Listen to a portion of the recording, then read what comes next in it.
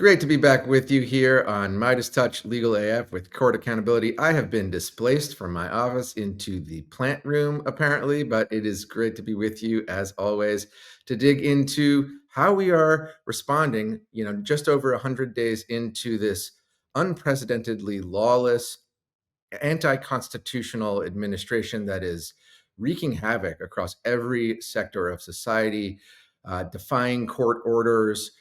We're now looking at a budget from the MAGA Trump regime that proposes incredible sweeping cuts to vital programs and services that millions, hundreds of millions of Americans rely on.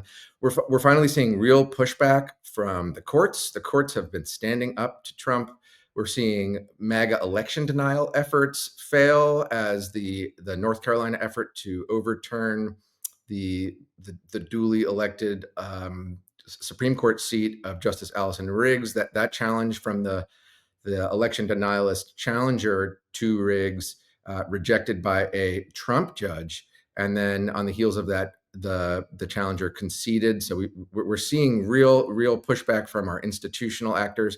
Democrats in Congress are finally understanding that their base, that the vast majority of American voters really want to see them standing up and fighting back against this attack on our constitutional republic.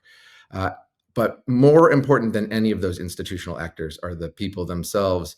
And that is why I am so thrilled to be joined today by Joel Payne, the Chief Communications Officer from the great MoveOn. You've had Rana Epting join us here before, the Executive Director of MoveOn. Joel brings so much gravitas and smarts to his role running communications for this incredible engine of popular democracy, from his background working on presidential campaigns and working for Senate Majority Leader Harry Reid.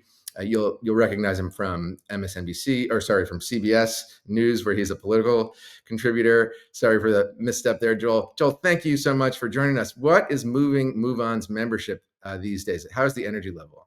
Alex, it's really good to be with you and just appreciate the opportunity to chat with you and your viewers. What we are finding is a lot of what your lead up suggested was that people, I think, after kind of a rough, kind of coming out the gates and, really trying to gather and understand, well, what does it take? What does it look like to push back against authoritarianism in 2025? And it's different than 2017. And I think that that's something that collectively, I think the folks who made up the opposition 8 years ago, it took a minute to reform. But I think that's coming together. I think what you're seeing is creative, breakthrough, impactful actions by grass tops folks, whether it's people in Congress, governors, other actors, really brave folks who are standing out and doing the types of bold things that you need to have happen to build popular support. And I think you're also seeing breakthroughs. You're seeing whether it's judicial decisions, whether it's just natural opposition to some of the things that Trump is trying to do, come together. You mentioned some of the recent breakthroughs. One of them that comes to mind for me is what happened in Maine with Governor Janet Mills, who, really was defiant against Trump in that Oval Office meeting. And guess what? She said, "I'll see you in court." And she did. And she won, but more importantly, her constituents won. And to me, I think that says something about what is the permission structure that exists for people to oppose what's happening right now. And from MoveOn's perch, we are encouraged to see that permission structure is not only holding, but it's strengthening day by day. That's such an important point and a great example that you flagged there with Maine, because so much of the strategy behind this shock and awe offensive, authoritarian attacks on free speech, aggressive censorship, threats of criminal investigation from somebody like Ed Martin, the interim U.S. attorney for the District of Columbia, who has been the tip of the spear for Trump's weaponization of the Justice Department, and whose nomination to the full Senate confirmed position seems in very serious jeopardy. We're seeing it reported that it might actually be toast. They might be withdrawing him. It's designed to chill, intimidate, and silence people, and it's very effective until it's not, right? And I think it's a show of force, but it's not a reflection of true durable power that these folks, I think, probably don't have. And as they try to pick off targets one by one, when people finally find the courage, the mettle, the support structures to stand up against this type of authoritarianism, you can see how quickly they collapse in the face of that type of opposition. So much of it also seems to be rooted, though, in the reality that the people are opposed to this. Right? We have new polling at a research collaborative, a close partner of ours, looking at defiance of court orders, as we've seen take place in the case of Garcia, the Venezuelan immigrant who was deported with no due process to the mega prison in El Salvador. But when the people actually mount this opposition, and in that polling, what we saw was huge majorities of Americans standing up for the court's ability and power to reject that type of lawless action, and indeed majority support for impeachment of the president for such defiance of that type of rulemaking. But it's essential that the people find their voice, find their ability to channel that outrage, channel that opposition to create exactly those types of permission structures.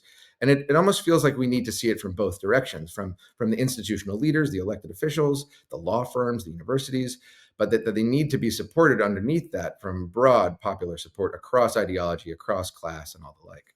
Yeah, Alex, those are really good points. I mean, something that jumps out to me too is like there's been so much talk about checks and balances, right? And like who's going to stop Trump? And I think, frankly, many of us have been disappointed by some of the institutional actors, whether it's members of Congress, those elected officials who, let's just say, are not held in high favor in public discourse.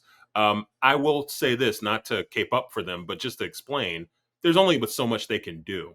But what we are finding is that the people can be a check. And that's something that Donald Trump can't take to court. He can't go and truth about it, and he can't go and mislead about it. I mean, popular is popular and unpopular is unpopular. And I think when you talk about like some of that polling from Research Collaborative, I know there's been also great polling from Navigator. I'm on the board of Navigator, other outfits that have just been really measuring sentiment out there in the world. I think what we're seeing is just that up is still up and down is still down. And like Alex, like that's just so important in a moment like this because to that point about why the opposition was delayed this time around, I think it's because people didn't trust their eyes. They didn't trust what they were seeing. They were like, has the country actually fundamentally shifted? And yes, in an electoral context, Donald Trump grew his share of the electorate. There are a lot of reasons for that. But the country, at its core, still believes in due process. They still believe to be a welcoming country to immigrants. They still believe in fairness. They still believe in diversity of opportunity and diversity of thought, and they don't believe in political retribution. Broadly, the country does not support this agenda. So when you do unpopular things, you will be unpopular.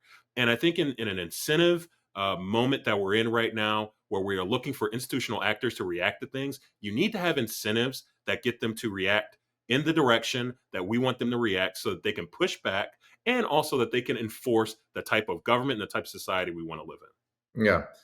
And just absolutely critical. It reminds me of a conversation I had with a Senate chief of staff who will remain nameless for these purposes here, but who said that it's just critically important to leverage this type of popular action because the default posture of any individual senator, and I think certainly the caucus broadly and maybe the Democratic Party broadly, is inaction, right? It's always easier not to do something than to stick your neck out and do something.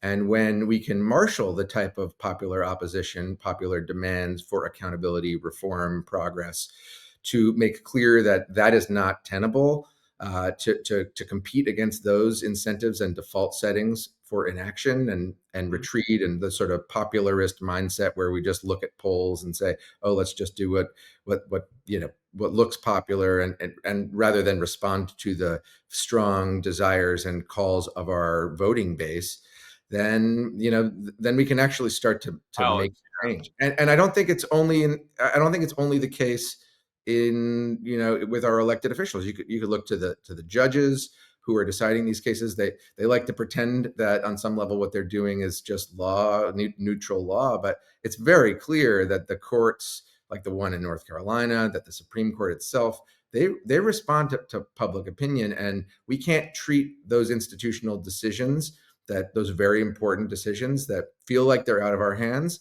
as a spectator sport. Yeah. Uh, it's why having MoveOn, which has built this network over more than 20 years, right? To marshal this type of energy towards change is just so critical. Where do you see the fights coming up ahead where we can start to mobilize this type of popular action? Yeah, I'm glad you asked that question. Part of why I was jumping in there is because the way you were winding up there was reminding me of just what we're hearing from our Yeah. members in this moment. One of the first lessons in this version of the opposition, the 2025 version, one of the first things our members kind of started to direct us to do, it wasn't necessarily just to oppose Trump. It was to hold Democrats accountable who they expected to fight. And like fight is just that is the soundtrack, that is the theme music that we are hearing from our members. That is embedded in every bit of data that we hear back, whether it's in petitions, social media followers.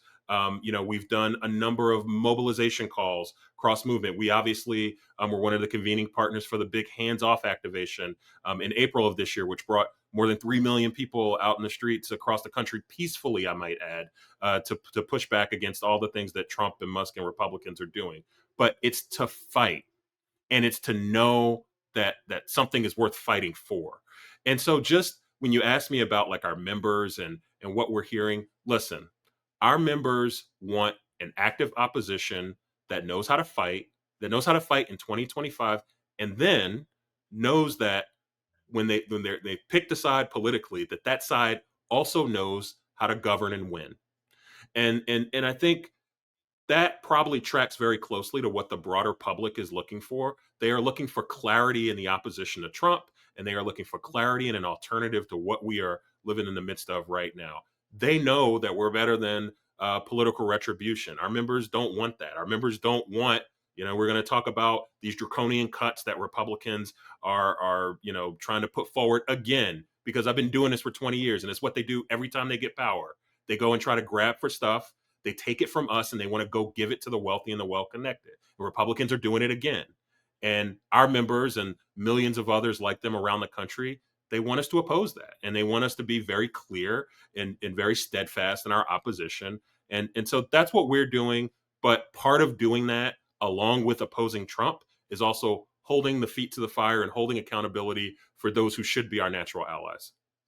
Amen to that. Yeah. I mean, that was a big part of why I had to leave the Senate, because I was just banging my head against the wall. I was like, guys, we have a trifecta. We've got power. Let's use it.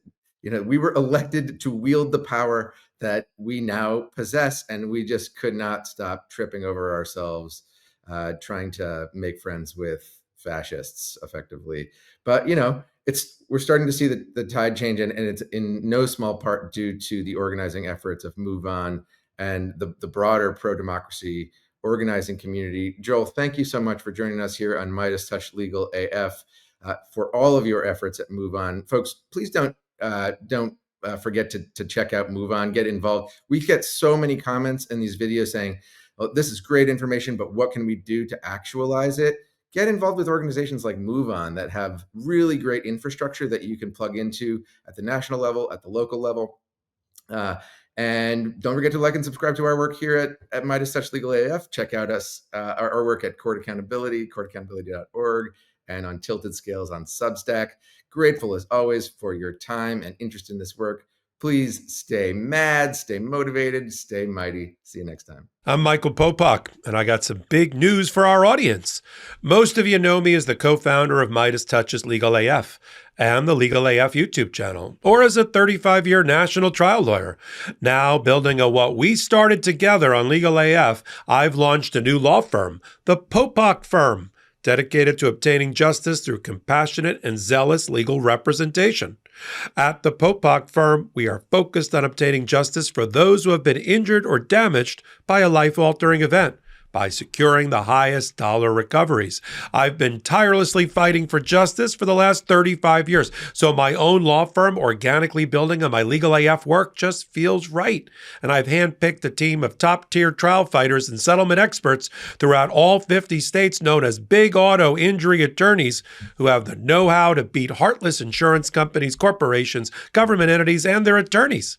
Big Auto's attorneys working with my firm are rock stars in their respective states and collectively responsible for billions of dollars in recoveries. So if you or a loved one have been on the wrong side of a catastrophic auto, motor vehicle, rideshare, or truck accident, suffered a personal injury, or been the victim of medical malpractice, employment harassment or discrimination, or suffered a violation of your civil and constitutional rights, then contact the Popok firm today at 1-877-POPOK-AF or by visiting my website at www.thepopokfirm.com and fill out a free case evaluation form. And if we determine that you have a case and you sign with us, we don't get paid unless you do. The Popok firm, fighting for your justice every step of the way.